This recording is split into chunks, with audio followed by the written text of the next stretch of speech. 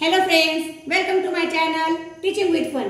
तर फ्रेंड्स, आजच्या व्हिडिओमध्ये बघायचं आपल्याला टेन्स चार्ट विथ फॉर्म्युला, म्हणजे आपल्याला टेन्सचे जे फॉर्म्युले वापरायचे असतात वाक्य बनवत असताना, तर मग ते कशा पद्धतीने वापरायचे आणि ते कशा लक्षात ठेवायचे हे आपल्याला बघायचं आहे। तर मग चला सुरुवात करूया आजच्या व्हिडिओला। पण त्या अगोदर सगळ्यात महत्त्वाचं, माझ्या व्हिडिओला लाईक करत जा, शेअर करत जा आणि सगळ्यात महत्त्वाचं म्हणजे सबस्क्राइब मात्र नक्की करून घेत जा। चला मग आता आपल्या व्हिडिओला सुरुवात करूया। आता हे सगळ्यांना माहिती आहे की टेन्सचे 3 प्रकार पडतात।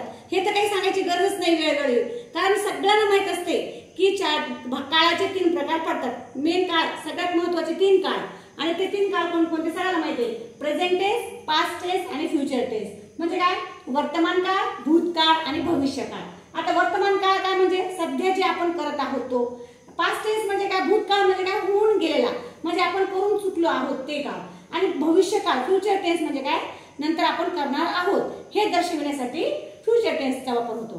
तर मग आता हे जे मेन पार्ट आहेत आपले 3 टेन्स, तर याचे आणखी 4 एका काळाचे 4 उपप्रकार आणखी पडतात। आणि ते कसे पडतात आणि त्याचे वाक्य बनवण्यासाठी आपल्याला कशाचा उपयोग करावा लागतो ह्याच आपल्याला बघायचं आहे। तर बघा, आज आपल्याला फक्त हे शॉर्ट मध्ये फक्त त्यांचा फॉर्म्युला बघायचा आहे। पण यानंतर याचे वाक्य कसे बनवायचे हे सुद्धा आपण बघणार आहोत, पण ते नेक्स्ट व्हिडिओ मध्ये बघणार आहोत, आहे की नाही। तर मग आता आज आपल्याला फक्त फॉर्म्युले बघायचे आहे। तर पहिलाच आहे बघा आता प्रेझेंट टेन्स मध्ये। प्रेझेंट टेन्स मध्ये म्हणजे आपल्याला वर्तमान काळामध्ये सगळ्यात अगोदर कोणतं येतं? मग सिंपल प्रेझेंट टेन्स। सगळ्यात अगोदर कोणतं येतं? मग simple present tense. Simple present tense मध्ये काय वापरतात? यस। आता यस म्हणजे काय? सब्जेक्ट। सब्जेक्ट म्हणजे काय? कर्ता। कर्ता म्हणजे करणारा। आता काम कोण करतं तुम्हाला माहिती आहे, व्यक्ती वगैरे, आहे की नाही। मग याला काय म्हणतात? नाव। कुणाची तरी नाव, कोणती मुलगी असो, मुलगा असो, माणूस असो, मग याला काय म्हणतात? सब्जेक्ट म्हणजे काम करणारा। आणि त्यानंतर याच्यासाठी आणखी काय असतं? मग प्रोनाउन। नाउन किंवा प्रोनाउन याचा उपयोग सब्जेक्ट मध्ये होत असतो।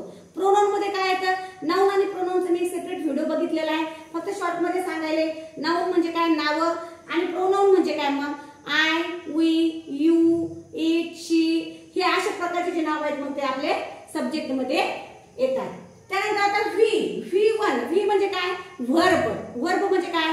काम, आहे की नाही। जे आपण कार्य करतो त्याला व्हर्ब म्हणतात। पण व्हर्बचे सुद्धा 4 प्रकार पडतात। कोणकोणते?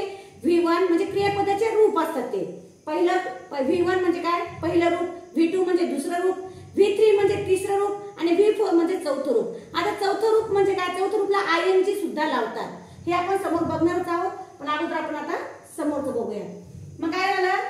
आणि ऑब्जेक्ट राहिले, म्हणजे ऑब्जेक्ट काय? मग आपण क्रिया कशावर करणार आहोत, क्रिया कशासाठी करणार आहोत, कशाबद्दल करणार आहोत। समजा आता मला शाळेत जायचं आहे, मग आपण क्रिया, शाळेत जाण्याची क्रिया, गो, जाण्याची क्रिया करत आहोत, पण कुठे? शाळेत जाण्याची, मग त्याला म्हणतात मग ऑब्जेक्ट, आहे की नाही। अशा पद्धतीने आपल्याला समोरचं आता बघायचंय। बघा, हे प्रत्येक ठिकाणी सब्जेक्ट हा विषय आलेला आहे। सब्जेक्ट ध्यानात ठेवा, नाउन किंवा प्रोनाउनचा वापर होतो। व्हीचा पण सगळीकडे वापर आलेला आहे, पण व्ही मध्ये किती प्रकार पडतात? 4। V1, V2, V3 आणि V4 किंवा मग ING। आणि मग ऑब्जेक्ट। ऑब्जेक्ट म्हणजे काय? कशासाठी आपण तो करत आहोत काम, कुणासाठी करत आहोत, आहे की नाही। मग कशाबद्दल आपली क्रिया घडणार आहे हे बघण्यासाठी ऑब्जेक्ट असतो। आता त्यानंतर हा झाला आपला प्रेझेंट टेन्स मध्ये। आता तोही कोणता? Simple present tense. आता सिंपल पास्ट टेन्स मध्ये काय वापरायचं बघा। सिंपल पास्ट टेन्स मध्ये सुद्धा यस वापरायचं। यस म्हणजे काय? सब्जेक्ट आलं। आता इथे क्रियापदाचे दुसरे रूप वापरायचे असतात आपल्याला, याचे वाक्य आपण आणखी नंतर बघणार आहोत। फक्त हा चार्ट तुम्ही लक्षात ठेवायचा आहे। क्रियापदाचे दुसरे रूप म्हणजे V2 आणि ऑब्जेक्ट। ऑब्जेक्ट म्हणजे सुद्धा तुमच्या लक्षात आलेलं असेल। चला आता नंतर बघूयात आपल्या फ्युचर टेन्स मध्ये। सरळ एका व्यवस्थित आपण एक जर विषय घेतला, एक चार्ट मध्ये एक लाईन जर आपण व्यवस्थित घेतली, तर मग आपल्याला ध्यानात राहायला सोपं जाईल। हा चार्ट तुम्ही बनवायचा आहे आणि भिंतीला चिटकवायचा आहे, म्हणजे जेणेकरून आपल्या लहान मुलांना आपल्याला येता जाता आपल्या मुलांच्या हा चार्ट पूर्ण लक्षात राहायला पाहिजे। त्यानंतर आहे मग आता फ्युचर टेन्स, आणि तोही कोणता? Simple future tense. Simple future tense मध्ये काय वापरायचे? सब्जेक्ट म्हणजे पुन्हा ते चाललं, नाउन किंवा प्रोनाउन, आणि त्याला वापरायचे मग शल किंवा विल। शल विल नाही बघा, शल किंवा विल लावतात वाक्याला। प्लस काय आलं? पुन्हा इथं V1। V1 म्हणजे क्रियापदाचं पहिलं रूप आलं आणि नंतर पुन्हा ऑब्जेक्ट आलेला आहे। त्यानंतर आता हे समजलं असेल तुम्हाला, simple present tense, simple past tense आणि सिंपल फ्युचर टेन्स, म्हणजे साधे वाक्य येते। आणि त्यानंतर बघा कंटिन्युअस प्रेझेंट टेन्स। टेन्स म्हणजे काय, चालू चालू वर्तमान काळ किंवा याला अपूर्ण वर्तमान काळ सुद्धा म्हणतात। आता अपूर्ण, मी हे अपूर्ण कशासाठी दिलेले की तो वाक्य पूर्ण झालेलं नसतं, तो अपूर्ण असतं, त्यासाठी त्याला अपूर्ण म्हटलं तुमच्या लक्षात लगेच राहील। चालू म्हणलं थोडंसं कन्फ्युजन होण्याची शक्यता आहे, म्हणून म्हणते मी चालू म्हणा किंवा मग अपूर्ण म्हणा, पण अपूर्ण म्हणलेलं तुम्हाला लक्षात येईल की अपूर्ण म्हणजे पूर्ण झालेलं नाही, त्यासाठी मग त्यासाठी काय वापरायचं आता हे अपूर्ण काळासाठी सब्जेक्ट, सब्जेक्टला काय येणार आहे मग हेल्पिंग वर्ब मध्ये एम, इज, आर तिन्ही पैकी कोणतेही एक येऊ शकतं।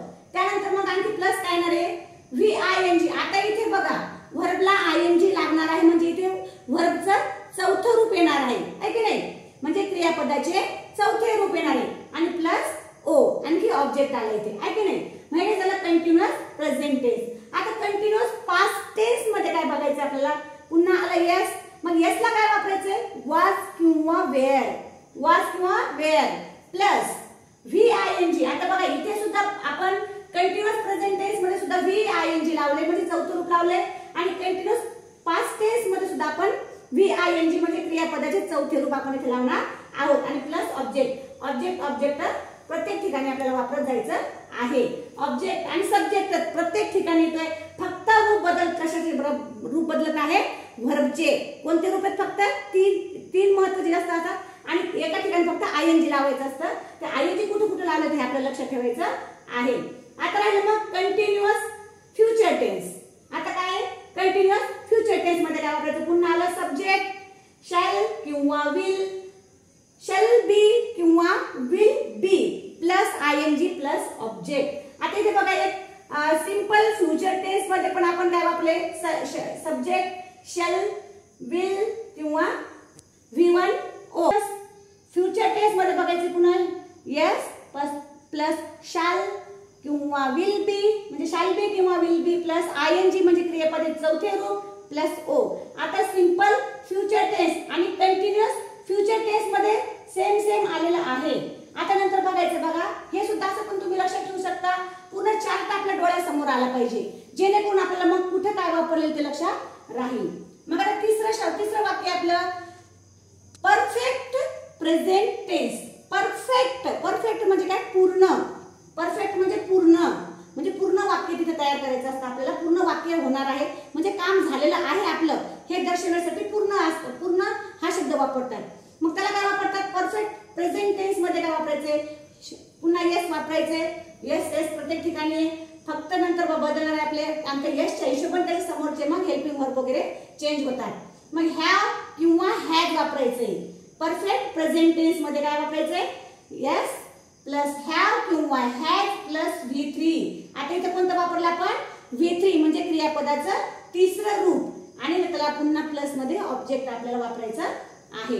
आता परफेक्ट पास्ट टेन्स मध्ये सुद्धा काय वापरायचं एस प्लस हॅड, फक्त हॅड वापरायचे बाकी काहीच वापरायची गरज नाही आणि प्लस V3 म्हणजे काय पुन्हा क्रियापदाचे तिसरे रूप प्लस ऑब्जेक्ट आहे की नाही।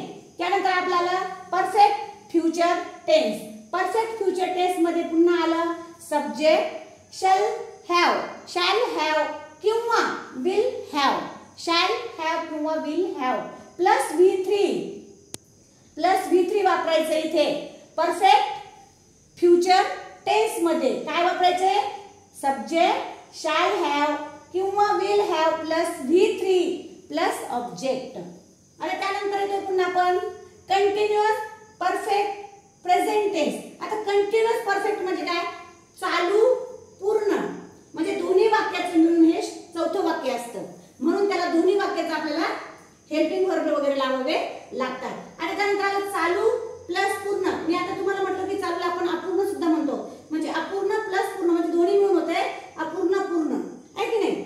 मग आता याला काय म्हणायचं, मग याला काय वापरायचं आपल्याला, याला इंग्लिश मध्ये काय म्हणतात मग कंटिन्युअस परफेक्ट प्रेझेंट टेन्स। हा ते पीटी शॉर्टकट मध्ये लिहिलेत मी, तुम्ही लक्षात घेऊन घ्या।